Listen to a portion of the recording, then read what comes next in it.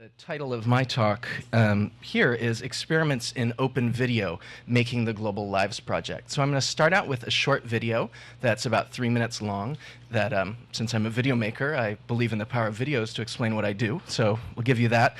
And then I'm going to go into the backstory of how we made this project. And really, it's about open video. And if you're not familiar with that term, that's pretty normal. It's a pretty new term, and it's something that a lot of video makers around the world are starting to use to define their work with collaborative, participatory, and really engaged and engaging filmmaking. So as you hear me talk about the Global Lives Project, you'll, I think, get a better understanding of what it means to make open video. So on with the video, hopefully.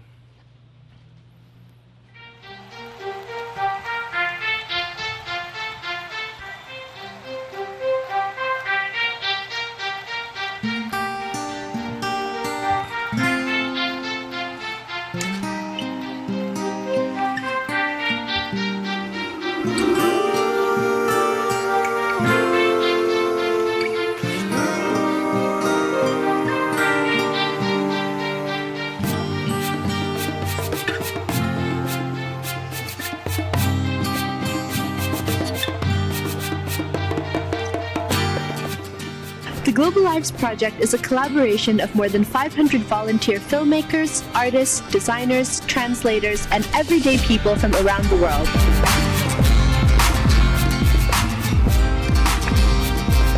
The Global Lives Project set out to document 24 hours in the daily life of 10 people who roughly represent the diversity of humanity. From the most intimate to the most mundane moments, our crews patiently watched, turning themselves over to the pace and rhythms of lives not their own. Geography.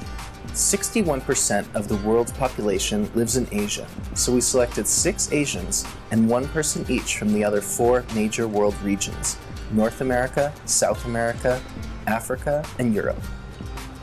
We also learned that more than half of the world lives in cities, so we chose 5 urban and 5 rural people. Income. We conducted detailed economic research to select 10 people whose earnings roughly represent global income distribution. Gender. Half men, half women. Religion. The actual religious distribution of the planet. Age. The actual age distribution of the planet. 6 of the 10 people are under 30 years old.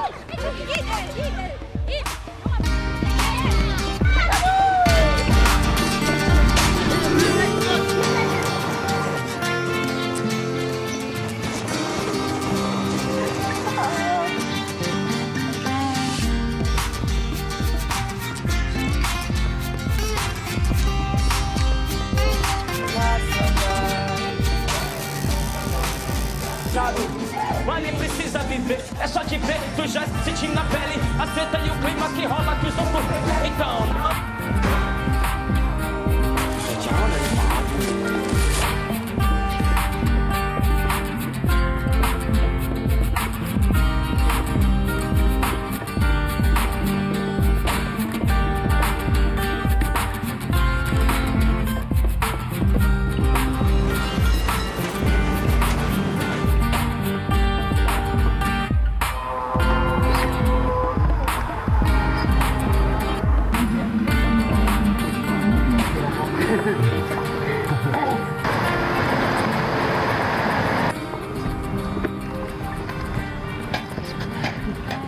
We've shown our work in museums, universities, classrooms, and public spaces around the world.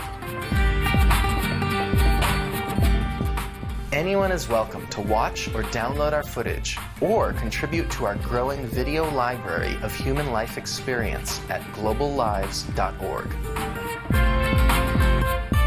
Step out of your world and explore the boundaries of global lives with us. So just to recap, the idea, 24 hours, 10 people, 10 different countries. really, we wanted to capture their routines, their tasks, their struggles, their everyday experiences, because that's the crux of how they understand their lives, and I believe how we can understand them. Now, the original goal was to put this into a video installation, the content of which is 240 hours of unedited footage.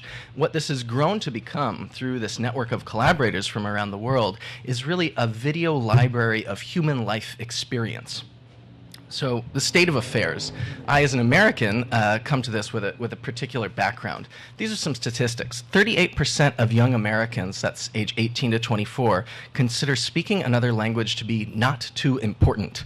89% don't correspond regularly with anyone outside the US, and 88% can't find Afghanistan on a map of Asia.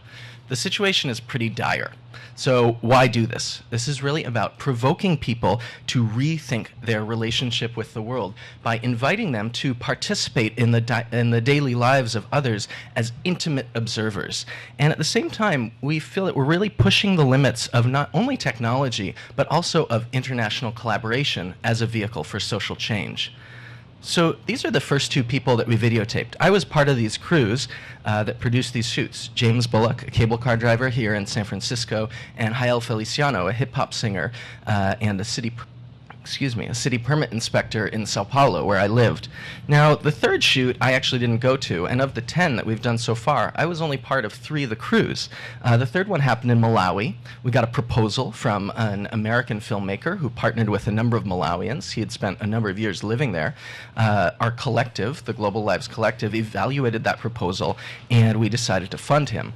And we give these small grants to all of the filmmakers that we work with. These are some of the pictures from the shoot that we did in Malawi.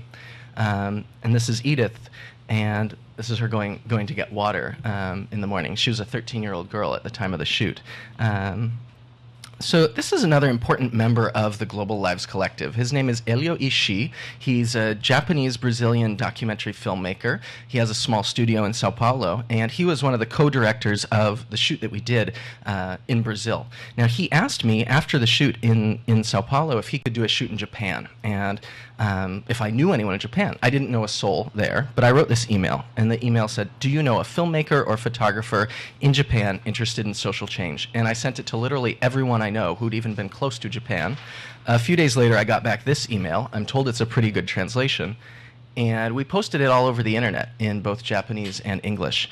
So we were looking for volunteer producer, director, production assistant, collaborators, translators, and in 10 days, we got back 20 responses from independent filmmakers, amateurs, professionals, and 2 universities, the United Nations University Media Studio and Temple University Japan, the largest American university presence in Japan.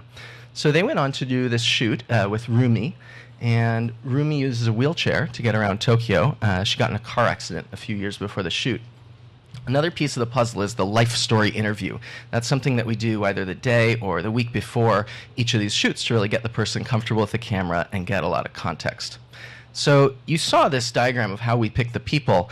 The back side of that, the open participatory side of that, was this set of spreadsheets. And the green you can see are the open slots for the different criteria that we had for picking people. The red were the finished ones, and the yellow were the shoots in progress.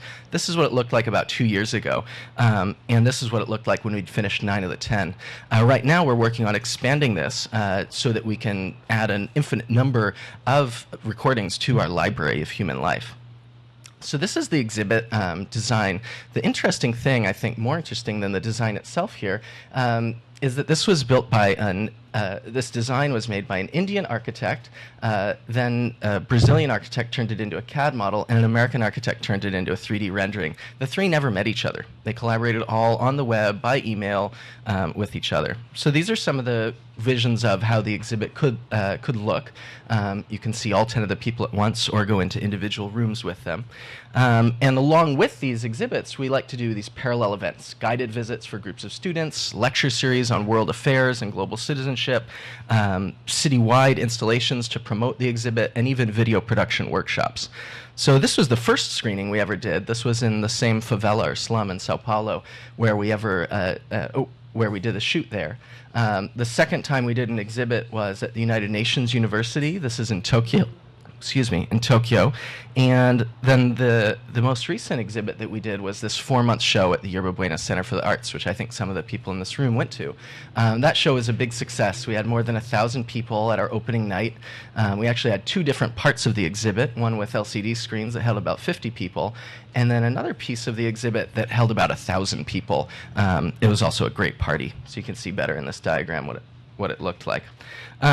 The website is sort of the next generation of where we're going with this. This is the real open part. These are some mock-ups, but basically there'll be 3 ways you can navigate the video. Through a map, which takes you to any of the people that you see, and you sort of geolocate them. Also through time of day, you select there, and through tags. So this is an example if you wanted to see Muthu in India.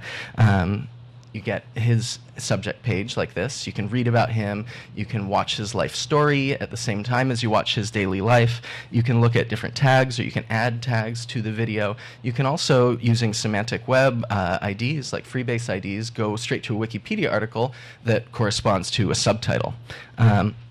You could also, say you decide you want to watch 3 at once. You pick 3 of them. You hit play, and you see what they're all doing at that time of day. And again, you could even go to 9 at once. This is all subtitled using the .sub tool. We have a network of more than 500 volunteer subtitlers who have produced all of these subtitles, which has been absolutely amazing. Actually, TED came to us to ask for advice about how to do the TED Open Subtitles project. We were doing it a little before them. That feeds to .sub. Obviously, Facebook is a big part of this open collaboration that we do. Now, this is I'll close on this slide. So this is from one of our volunteer translators in Malawi. Well, she's actually a Malawian, but living outside of Malawi, as most of our volunteer Chichewa translators are. So she says, Malawi needs a voice. Sometimes we can't give ourselves the voice. So I appreciate all the work you're doing in helping us converse with the world. So this was really touching for me, hearing someone from her country, seeing that through video we're really able to communicate about daily life and to share people's experience. And again, our motto is step out of your world, and that's what I hope you will all do if you come to our website, globallives.org, and get a real sense of what it's like to live in another life, in another human body, in a different place, totally different from your own reality. Thank you.